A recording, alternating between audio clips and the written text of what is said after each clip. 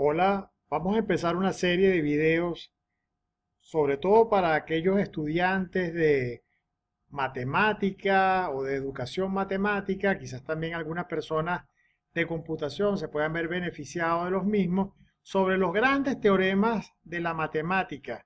Vamos a tratar de explicar los resultados muy brevemente y vamos a comenzar hoy con un bonito teorema, es el teorema de Lagrange, que es un teorema, en este caso no es el teorema conocido de cálculo, sino lo vamos a hacer el teorema de Lagrange de teoría de grupos. Vamos a ver en qué consiste el resultado. Bueno, vamos a recordar rápidamente, vamos a tratar de hacer el video autocontenido, aunque vamos a tratar de hacerlo corto. ¿Qué es lo que es un grupo? Un grupo es un conjunto que tiene una ley de composición interna. Eso significa que si yo multiplico cosas dentro de G, con la operación esa estrella que tenemos ahí, el resultado es de nuevo un elemento de G. Y además se verifican los siguientes axiomas. Hay un señor E perteneciente a E que deja las cosas invariantes. E estrella X es lo mismo que X estrella E y es lo mismo que X para cualquier X que tome del conjunto G. Todo elemento tiene que tener un inverso respecto a la multiplicación definida, es la multiplicación estrella. En este caso se pide que para cada X exista un X a la menos 1 que pertenece a G, tal que X estrella, X a la menos 1, siempre es lo mismo que X a la menos 1 estrella X, y eso me da el elemento neutro. Es decir, el X a la menos 1 se interpreta como el inverso respecto a la operación dada. Y por último, bueno, se pide que la ley sea asociativa, y ahí está lo que significa asociativa, que podemos sencillamente agrupar y calcular las cosas de distinta manera. Puedo hacer X combinado con este resultado, pero también podría ser combinar el X con el Y y después combinarlo con el Z y vamos a obtener lo mismo. Entonces, eso siempre que tengamos eso en matemática, estas tres propiedades, tenemos lo que se llama un grupo. Yo siempre le digo a mis alumnos en clase que si uno da una definición en matemática, seguidamente uno tiene que dar un ejemplo. Entonces, vamos a dar un par de ejemplos muy conocidos. Un ejemplo es el conjunto Z, ¿verdad? De los enteros respecto a la suma usual que aprendemos en bachillerato. En este caso, 0 es el elemento neutro y el inverso de cualquier m es lo que llamamos nosotros menos m, ¿verdad? Sumando este con este, obtenemos el 0. Por supuesto, la ley es asociativa y se cumplen todos los axiomas de grupo. El otro ejemplo más geométrico es el grupo de rotaciones de un cuadrado, tomando como centro de la rotación el centro del cuadrado y que dejan el cuadrado invariante. ¿Qué significa esto? Que los vértices del cuadrado van en vértices del cuadrado.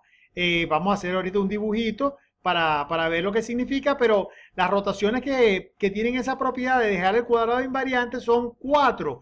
La rotación de 0 grados, la que no hace nada, por supuesto deja invariante cualquier cosa, la de 90 grados, la de 180 grados y la de 270 grados. Vamos al dibujo. Aquí vemos un cuadrado de vértices A, B, C y D. La flecha significa que le hemos aplicado una rotación, en este caso una rotación de 90 grados. Las rotaciones las estamos tomando en el sentido de las agujas del reloj. Muchas veces se definen en el sentido contrario, pero nosotros estamos tomando como positivo el sentido de las agujas. Entonces fíjense que por supuesto si yo roto 90 grados, el vértice A pasa para acá, el D pasa para acá, el C pasa para acá y el B pasa para acá. Y tenemos que el cuadrado se queda en el mismo, los vértices se mueven uno en el otro y la figura queda invariante. Eso es lo que significa una rotación invariante. Por supuesto, si yo hago de nuevo esto, obtenemos una rotación de 180 grados, etcétera. Es interesante pensar un poco. 0 va a ser nuestro elemento neutro. Aquí hay como una especie de tabla de las operaciones que se pueden hacer. Lo más interesante es qué pasa cuando yo me excedo de los 360 grados. Por ejemplo, 180 más 270, eso me da 450. Y bueno, lo que hace uno es lo que hace uno usualmente cuando ve trigonometría en cuarto año, es tomar el resto de lo que me estoy pasando, pues de los 360 grados. En este caso es 90 grados.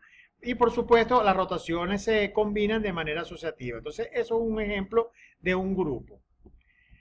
Fíjense que los ejemplos que hemos dado implican que hay dos tipos de grupos. Grupos finitos, como el de este de las rotaciones, que tiene solamente 4 rotaciones, y grupos infinitos, como Z, que tiene infinitos elementos. Entonces, el teorema de Lagrange, que es el teorema que vamos a estudiar hoy, se refiere a grupos finitos, a la categoría de grupos finitos. Vamos a aclarar un poco en la nomenclatura. Si tenemos un grupo finito, entonces el orden de G, que se denota de esta manera, con 2 barritas, es sencillamente la cantidad de elementos que tenga G. Es decir, contamos los elementos, también podrían pensar que es el cardinal del conjunto G, eso es lo que llamamos el orden de G. Entonces, para el grupo R de las rotaciones, se verifica claramente que teníamos 4 rotaciones, que el orden del grupo R es 4. Si ahora tomamos los enteros módulo 6, que son estos señores que están acá, con una suma que se define de manera muy natural, si yo sumo dos cosas acá, por ejemplo 3 y 5, eso me da 8. Pero 8 no aparece acá. Lo que hago es entonces dividir 8 por 6, eso me da cociente 1 y residuo o resto 2. Ese 2 es el que yo tomo como resultado de la operación, de la suma que se define acá en Z6. Es un ejercicio que usted construye una tabla de la multiplicación en Z6 y que verifique que esto es un grupo con respecto a la operación dada. Por supuesto, este es un grupo que va a tener entonces un orden de 6, porque tiene 6 elementos, precisamente el conjunto Z6 que acabamos de definir. Bueno, la otra cosa que aparece, otro ingrediente que aparece en el teorema de Lagrange es el concepto de subgrupo. Bueno, es un concepto muy sencillo.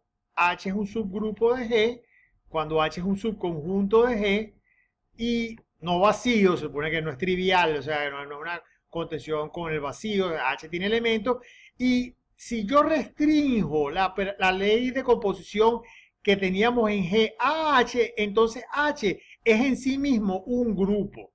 Eso lo vamos a denotar con esta simbología, H subgrupo, esto significa subgrupo de G. Y por ejemplo, definición va con ejemplo, si yo tomo las rotaciones del cuadrado, 0 y 180 grados forman un subgrupo. ¿Por qué? Bueno, porque si yo combino 180 con 180 me da 360, esa es la rotación 0. Y por supuesto, si yo sumo estas dos cosas, de nuevo me queda 180 y la operación es cerrada. Hay un elemento neutro que lo tenemos acá. Todo elemento tiene un inverso porque el inverso de 180 es el mismo 180, etcétera, etcétera. Entonces tenemos un subgrupo del grupo de rotaciones. Observe que este subgrupo tiene 2 elementos y el grupo de rotaciones tiene 4 y que 2 divide a 4. Bueno, el teorema de Lagrange es una generalización de ese resultado particular que estamos considerando. El teorema de Lagrange dice que siempre el orden de un subgrupo va a dividir al orden del grupo G cuando este sea un grupo finito, que tengamos la noción de divisibilidad claramente establecida. Pero bueno, vamos ahorita antes de llegar a Lagrange, vamos a hacer otras cosas que nos van a conducir a una demostración sencilla del teorema. Aquí hay una condición de subgrupo cuando sabemos que un subconjunto, supónganse ustedes se plantean cuando un subconjunto es un subgrupo. Y bueno, hay varias maneras de ver condiciones, pero vamos a dar una que es probablemente la más usada. Entonces decimos que tenemos un grupo G y H es una parte no vacía, importante. Entonces H va a ser un subgrupo, sí, solo sí, para cualquier par de elementos X y Y pertenecientes a H, se verifica que X por Y a la menos 1, aquí estoy omitiendo la operación asterisco, eso se hace muchas veces, se quita el asterisco, se denota simplemente XY, la operación del grupo, X por Y a la menos 1 pertenece a H. Claramente esto es una condición necesaria para que podamos tener un subgrupo, porque uno quiere que si uno tiene el subgrupo se verifique esto, porque el inverso va a tener que ser un elemento de H y el producto va a tener que ser un elemento de H si yo tomo dos elementos de H también. Pero lo interesante es que esto es una condición suficiente también. Veámoslo rápidamente. Bueno, si yo tomo un X perteneciente a H, que sabemos que existe porque la parte H o el conjunto H es una parte no vacía de G, entonces X por X a la menos 1, por este axioma que estamos poniendo a cabo, esta condición, debe pertenecer a H, pero X por X a la menos 1 sabemos que es el elemento neutro, entonces el elemento neutro tiene que estar en el conjunto H. Esa es la primera cosa que vamos a verificar. Si ahora tomamos un elemento X de H, de nuevo aplicando esta condición, sabemos que E ya está en H, E multiplicado por X a la menos 1, que eso es igual a X a la menos 1, porque este es el elemento neutro, eso pertenece a H. Acabamos de chequear que el inverso de cualquier elemento está dentro de H. Y por último, si yo tomo un X y Y perteneciente a H, entonces vamos a ver que Y a la menos 1 pertenece a H, porque sencillamente si Y pertenece a H, yo acabo de chequear que su inverso está. Y por ende, volviendo a aplicar esta condición, vemos que X multiplicado por Y a la menos 1 a la menos 1, eso es igual a X por Y, porque esto me queda el elemento Y, piensen un poco por qué, y entonces me queda que X por Y pertenece a H. Entonces la operación es cerrada, eso habría que chequearlo también, pues uno a lo mejor piensa chequear estas dos cosas nada más y se olvida de que hay que chequear que la operación es cerrada, la operación restringida H debe ser cerrada. Por supuesto que la ley asociativa, si no tenemos que chequearla, porque eso se hereda para cualquier parte de un conjunto, la ley asociativa es una ley que se va a verificar. Entonces no tenemos que chequearla y hemos visto que la condición de subgrupo se puede establecer con la condición única esa que dimos en la página o en la lámina anterior. Vamos ahorita un poco con cosas de conteo, porque el teorema de Lagrange es un teorema en cierta manera de conteo. Lo primero que tenemos aquí es un diagrama muy fácil de explicar. Yo tengo un conjunto A que lo he particionado en conjuntos A1, A2. Estos punticos significa que no sabemos cuántas partes hay hasta que llegamos a una parte A sub K. Partición significa que estos señores, estas partes que tengo aquí en el dibujo, separadas por estas líneas, no se cortan entre sí, no se intersecan, y que la unión de todas ellas me da el conjunto A. Regresamos al conjunto A. Entonces, aquí está la condición. Para tener una partición, dos cosas son disjuntas, cada vez que los índices son distintos, y la unión de todas estas cosas me da el conjunto A. Entonces, si A es finito, vamos a trabajar siempre con conjuntos finitos en el contexto del teorema de Lagrange. Entonces vamos a tener este resultado muy intuitivo, que el cardinal de A, el número de elementos de A, recuerden que estas barritas significan el número de elementos, es sencillamente la suma de los cardinales de cada una de las partes que yo esté considerando. Por supuesto, uno se da cuenta que es importante la condición de que esas partes no se intersequen para evitar doble conteo de los elementos. Muy bien. Bueno, cuando uno oye el término partición en matemáticas, una cosa que uno debería enseguida pensar es en relaciones de equivalencia, porque cualquier relación de equivalencia genera una partición en el conjunto donde uno la define y esa partición está dada por las clases de equivalencia. Entonces, una manera natural de contar la cantidad de elementos de un conjunto es introducir una relación de equivalencia en el conjunto, ya que cualquier relación de equivalencia induce una partición en el conjunto dado. Es aplicar la idea que teníamos en la lámina anterior. Entonces yo lo que hago es contar cuántos elementos hay en cada una de estas partes y la suma de todos ellos me da la cantidad de elementos en el conjunto inicial A, del cual partí para poder construir mi relación de equivalencia y las clases asociadas a ella. Vamos a recordar, para hacer como dijimos el video autocontenido, que ¿qué es una relación de equivalencia? Una relación de equivalencia debe ser reflexiva, esto es X debe ser congruente con X para cualquier elemento de X de A o equivalente, es la forma como lo estamos denotando, diciendo X, tres barritas significa equivalente, debe ser simétrica, si A es equivalente a B, entonces B debiese ser equivalente a A. Y por último, pero no menos importante, es transitiva. Si A es equivalente a B y B es equivalente a C, entonces A es equivalente a C. Entonces no voy a dar ejemplos porque lo que vamos a hacer ahorita es usar como ejemplo el propio subgrupo y ver cómo este induce una relación de equivalencia en el grupo dado. Aquí tenemos un subgrupo H de G. Vamos a ver que este subgrupo induce una relación de equivalencia definiendo que X va a ser equivalente a Y si solo si, esto significa si solo si, Y es igual a X por Z con Z perteneciente a H. Es decir, este elemento se escribe como el X multiplicado por una cierta cosa. Eso siempre va a ocurrir en un grupo. Esta ecuación siempre se va a poder resolver. Yo siempre voy a poder conseguir a alguien que haga el trabajo, pero para poder ser la relación que estamos considerando, el Z se pide que pertenezca al conjunto H. Entonces, esa es una relación que yo estoy diciendo que es de equivalencia. Veamos que es de equivalencia, probando que es reflexiva, que es simétrica y que es transitiva. Bueno, para ver que es reflexiva, yo sé que el elemento neutro es un elemento de H porque H es un subgrupo. Entonces siempre se va a tener que X igual a X por E, por el elemento neutro. Y eso implica claramente, por la definición que estamos haciendo, que X es equivalente a X. Luego la relación es reflexiva. Vamos a ver que la relación es simétrica.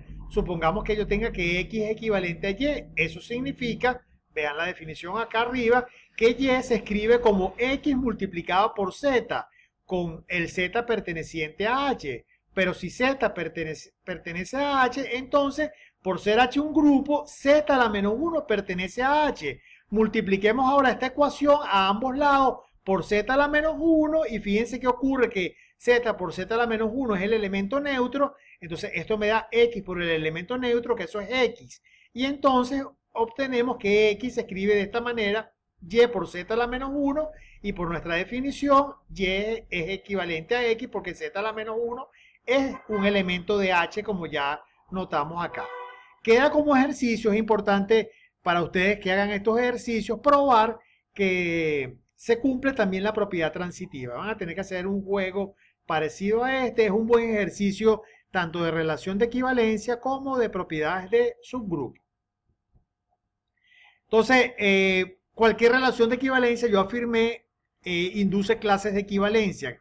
¿Qué son estas clases de equivalencia? Bueno, yo defino la clase de equivalencia A, donde A es un elemento de mi conjunto A. En este caso no tenemos grupo ni nada, un conjunto cualquiera, donde hay una relación de equivalencia definida, como todos los señores B, que son equivalentes o que están relacionados con el A que yo estoy poniendo acá. Claramente este es un conjunto que no es vacío porque siempre está relacionado con A, y entonces esto también implica de que el conjunto A se puede recuperar a partir de la unión de todas las clases de equivalencia. Eso es una observación interesante, pero es más interesante la observación que sigue a continuación. Si A, vamos a probar que estas clases de equivalencia o son iguales o son disjuntas completamente. Si yo tengo dos clases que se intersecan, vamos a ver que son la misma clase. Eso es importante para poder tener la partición que hablamos, que genera la relación de equivalencia. Bueno, vamos a ver esto, todavía no lo hemos probado, pero tomemos un C que está en esa intersección de la clase de A con la clase de B. Y bueno, si hay un C que pertenece acá, tiene que existir un X que sea congruente con C, pero o equivalente con el C en esta clase de A. Y la misma historia para que C pertenezca a la clase de B. Entonces debería, yo puedo tomar el propio B. B tiene que ser congruente con C por la definición de relación de equivalencia y de clase de equivalencia. Más bien la definición de clase de equivalencia. Entonces, por transitividad, si yo tengo que X es congruente con C y B es congruente con C, entonces también tenemos que X es congruente con B. Y eso implica entonces que X pertenece a la clase de B, y luego, como este era un X arbitrario que pertenecía a la clase de A, la clase de A está contenida en la clase de B. Si reflexionan un momento, se dan cuenta de que lo que acabamos de hacer es completamente simétrico respecto a las clases, y similarmente se puede probar que la clase de B está contenida en la clase de A, y no lo vamos a hacer.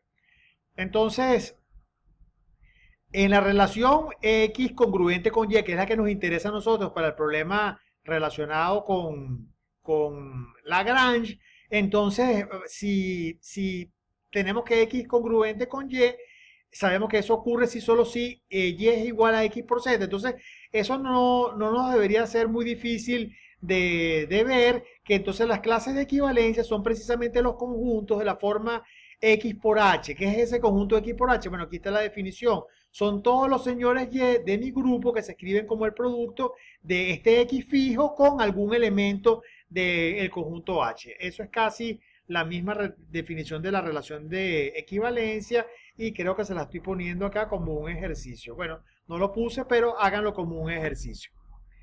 ¿Cuándo dos conjuntos tienen igual cantidad de elementos? Bueno, Cantor y Dedekind dieron la explicación de lo que significa tener la igual cantidad de elementos, sobre todo para el caso de conjuntos que tienen infinitos elementos, pero siempre la misma cosa. Dos conjuntos A y B tienen igual cantidad de elementos, sean finitos o no, si solo si se puede encontrar una función f que va de A hacia B. Por supuesto, va a también existir una función similar de B hacia A, la inversa, que es biyectiva. O sea, si yo establezco una biyección entre este conjunto y este conjunto, esa es la definición de que A y B tienen la misma cantidad de elementos.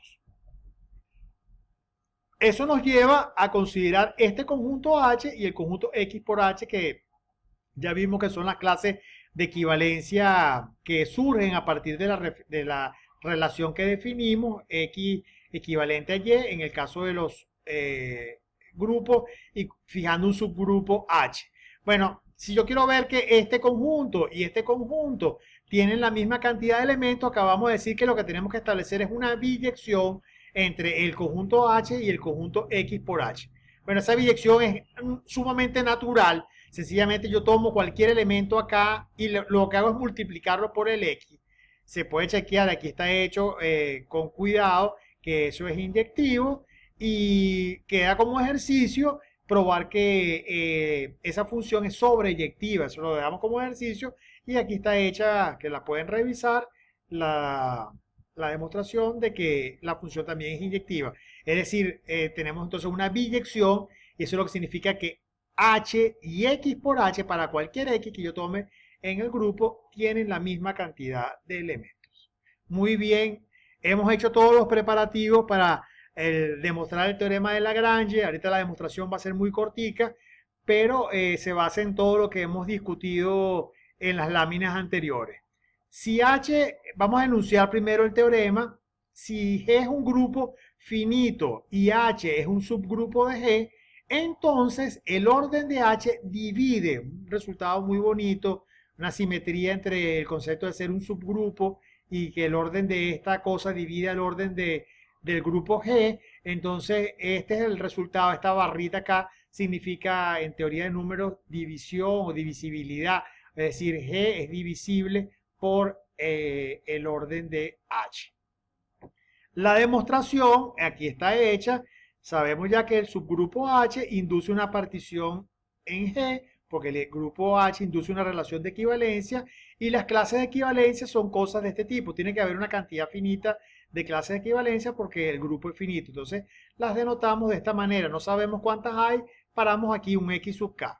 Entonces el orden de G o la cantidad de elementos G, por la primera discusión de nuestra lámina de contando, se puede calcular como la suma de los órdenes de cada uno de los elementos de la partición. Esto es una partición, pero por el lema anterior, el orden de cada uno de estos señores es igual al orden de H, porque cada uno de estos señores tiene la misma cantidad de elementos de H. Aquí se me movió la barra, aquí lo que debería decir es una barra acá, igual acá multiplicado por el orden de H, porque bueno, tengo K elementos iguales en una suma, todos tienen este tamaño y eso es igual a sencillamente multiplicar H, el orden de H, no H, el orden de H, por el K, por los elementos que aparecen en la suma. Y entonces, por supuesto, de esta igualdad, que el orden de G es K veces el orden de H, se deduce que el orden de H divide al orden de G, porque este señor es un entero y esa es la definición de divisibilidad. Entonces, esta ecuación implica la tesis del teorema de Lagrange. Como siempre, los invito a seguirnos en nuestro canal La Matemática es Fácil, en youtube.com y en nuestro Twitter, @lamatefácil. Hasta una nueva oportunidad.